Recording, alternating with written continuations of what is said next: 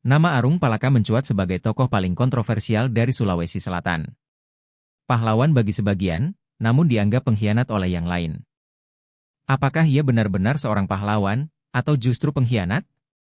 Hanya dengan menyelami kisah dalam buku Arung Palaka, Datu, Tungkena Tanah Uge, kita akan menemukan jawabannya. Arung Palaka lahir di Kerajaan Bone, masa kecilnya penuh dengan kisah petualangan, yang kelak akan membawanya menjadi sosok yang paling kontroversial dalam sejarah Sulawesi Selatan. Namun, masa kecilnya tidak selalu penuh kegembiraan. Di usia muda, Arung Palaka menjadi tahanan Kerajaan Goa, sebuah kerajaan kuat yang mendominasi Sulawesi Selatan. Di tengah pelariannya, Arung Palaka bertemu dengan Datu Sopeng Laten Ribali, yang kemudian ditawan oleh Goa.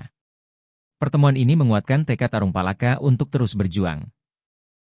Pengejaran oleh Karaenggatarang memaksanya bersembunyi di Buton. Di sana, Arung Palaka bersekutu dengan Sultan Buton dan berlayar ke Batavia, tempat ia mulai merancang rencana besar untuk menggulingkan Goa. Di Batavia, Arung Palaka bersekutu dengan Belanda. Melalui perjanjian Bungaya, Goa terpaksa tunduk, namun perlawanan tidak berhenti sampai di sini.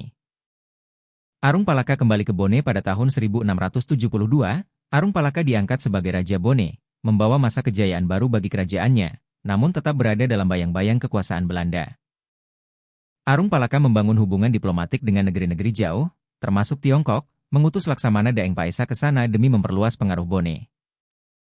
Meski dekat dengan Belanda, Arung Palaka tetap tegas menolak campur tangan mereka dalam urusan pemerintahan. Baginya, Bone harus tetap berdaulat. Peperangan demi peperangan dijalani oleh Arung Palaka, termasuk membantu Sultan Mataram dalam melawan pemberontakan Karaenggalesong di Jawa. Pada tahun 1696, Arung Palaka meninggal dunia, meninggalkan warisan sejarah yang dipenuhi dengan perdebatan. Bagi sebagian orang ia pahlawan, bagi yang lain ia pengkhianat. Warisan Arung Palaka tetap hidup hingga kini. Dalam setiap lembar sejarah, namanya akan terus dibicarakan, sebagai sosok yang membawa perubahan besar di tanah Sulawesi. Demikian kisah ini.